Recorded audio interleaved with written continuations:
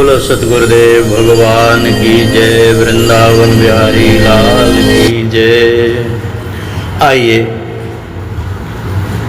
अहिंसा ज्ञान प्राप्ति का तृतीय साधन अहिंसा है।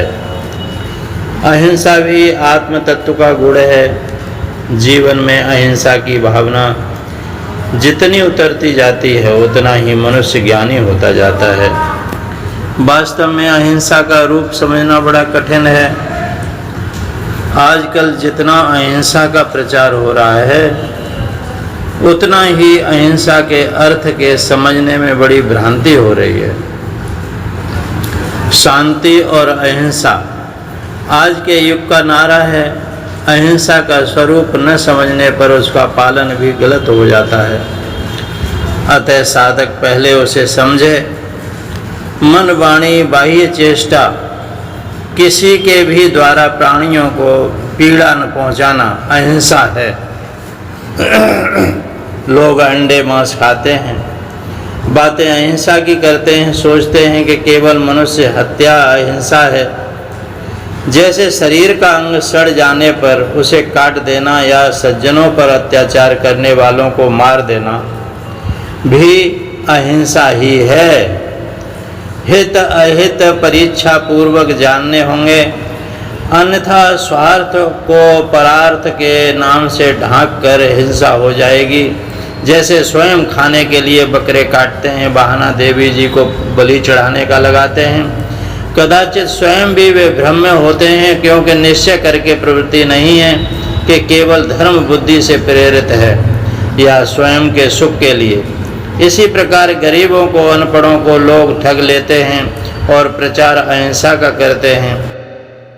गरीब को और गरीब बनाकर उसे पीड़ित किया तो वह हिंसा ही है। किसी के रोजगार के साधनों पर रोक लगा लो तो उसका पूरा परिवार पीड़ित होता है। अतः वह भी हिंसा है। साक्षात चोट बिना किए उपाय से दूसरे को पीड़ित करना भी उतनी ही हिंसा है जितनी साक्षात हिंसा। हजारों को मारने वाले एक आतताई को ही मार डालना अहिंसा होगी। केवल मारना देखकर हिंसा भी नहीं समझ सकते, वह अहिंसा भी हो सकती है और ऐसे को छोड़ देना ही हिंसा हो जाएगी। अतः शास्त्र स्पष्ट करता है कि अन्यत्र तीर्थेभ्य शास्त्र में विहित स्थल छोड़कर हिंसा न करें। शास्त्र अनुसार क्रिया तो वैध होने से दोषपूर्ण नहीं। हिंसा दूसरे की ही हो वह जरूरी नहीं, स्वयं की भी हो सकती है। भगवान ने भी कहा है, हिंस्यात्म मनात्मानम से आत्महिंसा का प्रसंग बताया है। आत्मा के रूप में परमात्मा मौजूद है, अतः आत्मा को पीड़ा देना भी हिंसा ही है। कल्याण के लिए किसी को दंडित करना या स्वयं तप करना हिंसा नहीं भी है, जबकि दंडित बिना किए बिगड़ने देना भी हिंसा ही है। यूँ विचार पूर्वक अपने मनोभाव और प्रयोजन फल को सावधानी से समझकर ही अहिंसा का पालन किया जा सकता है, अन्यथा हिंसा ही होती रहेगी। एक बार कृष्ण, अर्जुन और सात्विकी घूमते हुए जंगल में ठहरे।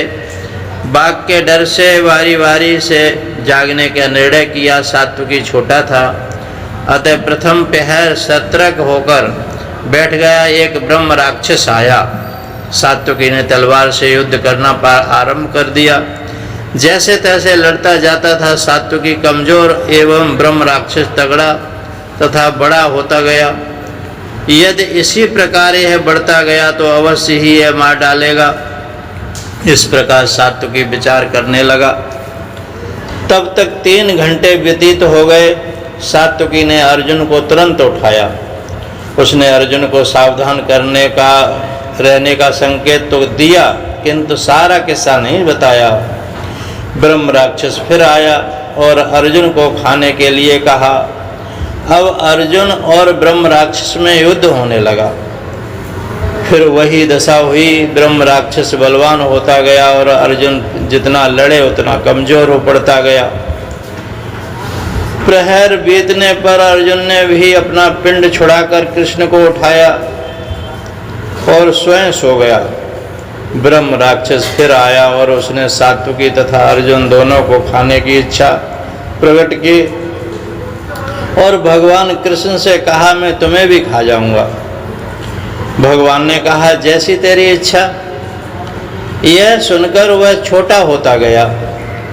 तब भगवान ने उसे अपनी उत्तरी में बांध लिया। प्रातःकाल उठकर के सात्विकी तथा अर्जुन ने अपनी अपनी युद्ध की कहानी सुनाई। कृष्ण से पूछा, क्या आपके पास ब्रह्म राक्षस नहीं आया?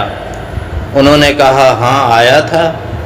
यह उत्तरीय में बंधा हुआ है। यही हिंसा थी। तुमने इसके प्रति हिंसा की, अतः यह बढ़ता जाता था, किंतु मैंने प्रेम और दया से इसे निर्जीव बना दिया।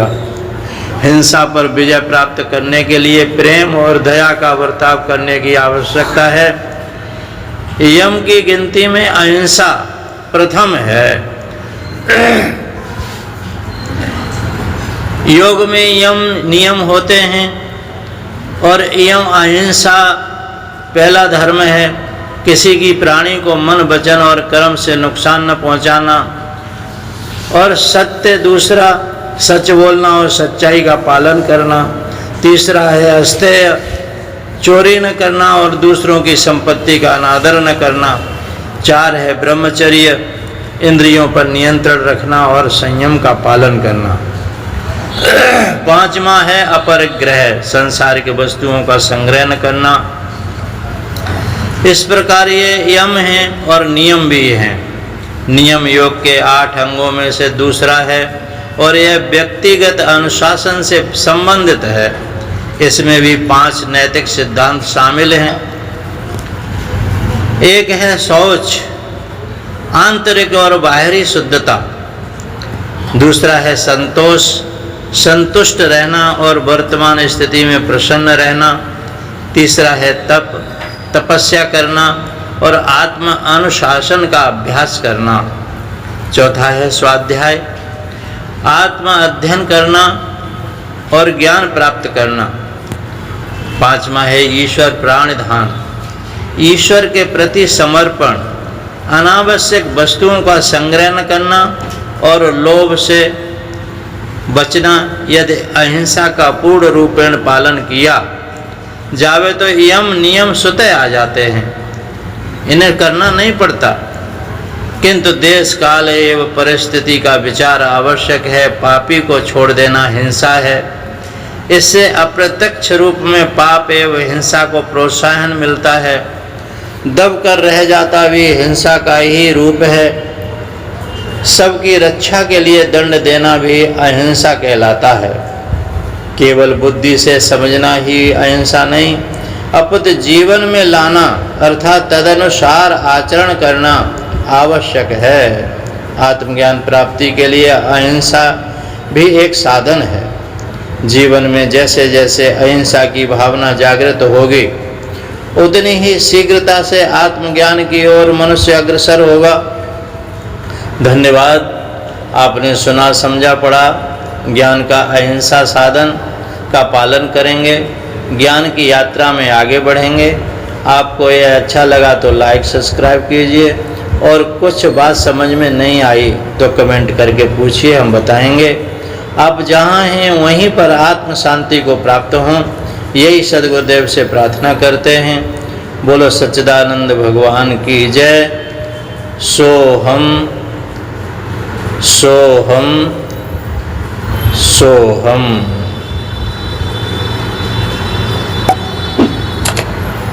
इनकी 95 हो गई है।